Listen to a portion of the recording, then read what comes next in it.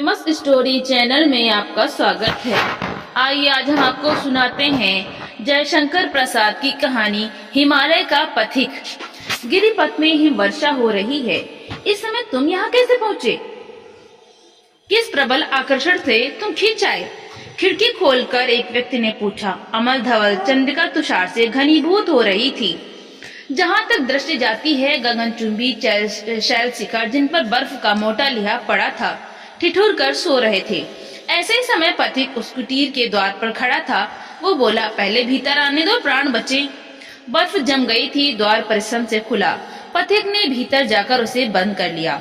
आग के पास पहुंचा और उष्णता का अनुभव करने लगा। ऊपर से और 2 कंबल डाल दिए गए। कुछ काल बीतने पर पथिक होश में आया।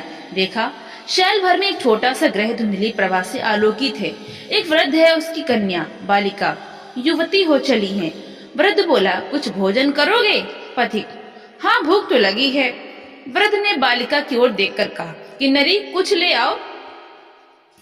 किन्नरी उठी और कुछ खाने को ले आई। पथिक दत्तचित्त होकर उसे खाने लगा। किन्नरी चुपचाप आग के पास बैठी देख रही थी। युवक पथिक को देखने में उसे कुछ संकोच न था। पथिक भोजन कर लेने के बाद घूमा और देखा।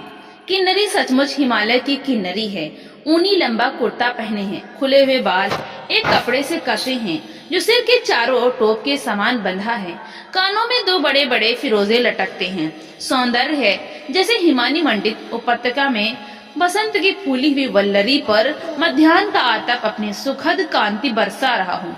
हृदय को चिकना कर देने वाला रूखा यौवन प्रत्येक अंग में लालिमा की लहरी उत्पन्न कर रहा है। पथिक देखकर भी अनिच्छा से सिर झुकाकर सोचने लगा। वृद्ध ने पूछा, कहो तुम्हारा आगमन कैसे हुआ? पथिक, निरुद्देश घूम रहा हूँ। कभी राजमार्ग, कभी खड्ड, कभी सिंधु तट और कभी गिरिपथ देखता फिरता हूँ। आंखों की तृष्णा मुझे बुझती नहीं दिखाई देती। यह सब क्यों देखना चाहता हूँ कह नहीं सकता। तब भी भ्रमण कर रहे हो? पथिक, हाँ, आपकी इच्छा है कि हिमालय में ही विचरण करूं, इसी के सामने दूर तक चला जाऊं। वृद्ध, तुम्हारे पिता माता हैं? पथिक, नहीं। किन्नरी, तभी तुम घूमते हो। मुझे तो पिताजी थोड़ी दूर भी नहीं जाने देते। वो हंसने लगी। वृद्ध ने उसकी पीठ पर हाथ रखकर कहा, बड़ी पगली है। किन्नरी खिलखिला उठी। पथिक, अपरिचित देशों में एक रात रमना और फिर चल देना, मन के समान चंचल हो रहा हूँ जैसे पैरों के नीचे चिंगारी हो। किन्नरी, हम लोग तो कहीं जाते नहीं, सबसे अपरिचित है, कोई नहीं जानता ना यहाँ कोई आता है। हिमालय की निर्जर शिखर श्रेणी और बर्फ की झड़ी, कस्तूरी मृग और बर्फ के चूहे, यही मेरे स्वजन हैं। वृद्ध, क्यों रे किन्नरी, मैं कौन हूँ?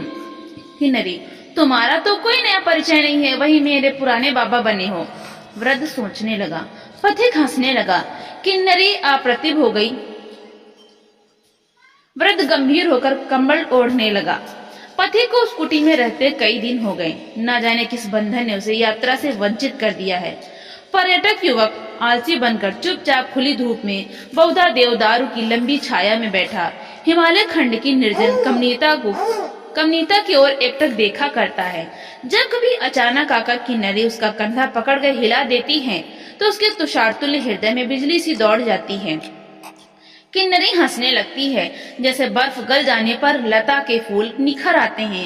एक दिन पथिक ने कहा, कल मैं जाऊंगा। किन्नरी ने पूछा, किधर? पथिक ने हिमगिरी की चोटी दिखलाते हुए कहा, उधर जहाँ कोई ना गया हो। किन्नरी ने पूछा, वहां जाकर क्या करोगे? देख कर लौट आऊंगा। अभी से क्यों नहीं जाना रोकते, जब लौट ही आना है। देख कर आऊंगा, तुम लोगों से मिलते हुए देश को लौट जाऊंगा। वहां जाकर यहाँ का सब समाचार सुनाऊंगा। वहां क्या तुम्हारा कोई परिचित है? यहाँ पर कौन था? चले जाने में तुमको कुछ कष्ट नहीं होगा? कुछ नहीं, हाँ, एक बार जिनका स्मरण होगा उनके लिए जी कचोटेगा, परंतु ऐसे कितने ही हैं? कितने होंगे? बहुत से जिनके यहाँ 2 घड़ी से लेकर 2-4 दिन तक आश्रय ले चुका हूँ। उन दयालुओं की कृतज्ञता से विमुख नहीं होता। मेरी इच्छा होती है कि उस शिखर तक मैं भी तुम्हारे साथ चलकर देखूं, बाबा से पूछ लूं। ना ना, ऐसा मत करना। पथिक ने देखा बर्फ की चट्टान पर श्यामल दूर्वा उगने लगी है। मतवाले हाथी के पैर में फूली हुई लता लिपटकर सांकल बनना चाहती है। वो उठकर फूल बीनने लगा। एक माला बनाई, फिर किन्नरी के सिर का बंधन खोलकर वहीं माला अटका दी।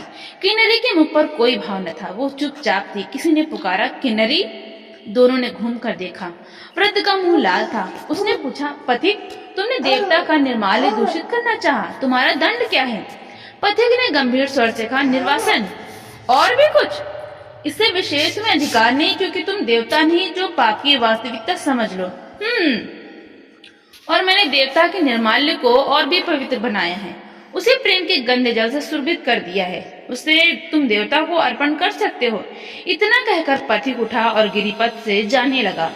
वृद्ध ने पुकार कर कहा, तुम कहाँ जाओगे? वो सामने भयानक शिखर है। पथिक ने लौटकर खड्डे में उतरना चाहा। किन्नरी पुकारती हुई दौड़ी, हाँ मत उतरना, नहीं तो प्राण न बचेंगे। पथिक एक क्षण के लिए रुक गया। किन्नरी ने वृद्ध से घूमकर पूछा, बाबा क्या ये देवता नहीं है? वृद्ध कुछ कह न सका। किन्नरी और आगे बढ़ी। उसी क्षण एक लाल धुंधली आंधी के सदृश बादल दिखलाई पड़ा। किन्नरी और पथिक गिरिपथ से चढ़ रहे थे। वे अब दो श्याम बिंदु की तरह वृद्धा की आंखों में दिखाई देते थे। वो रक्त मलिन मेघ समीप आ रहा था। वृद्ध कुटीर की ओर पुकारता हुआ चला, दोनों लौट आओ, खूनी बर्फ आ रही है। परंतु जब पुकारना था तब वो चुप रहा। अब वे सुन नहीं सकते थे। दूसरे क्षण खूनी बर्फ वृद्ध और दोनों के बीच में थी। तो दोस्तों, आपको ये कहानी कैसी लगी? लाइक करें, शेयर करें और कमेंट करके जरूर बताएं। और इसी तरह की हमारी साहित्य की कहानियां सुनने के लिए हमारे चैनल को सब्सक्राइब करना बिल्कुल भी ना भूलें। तो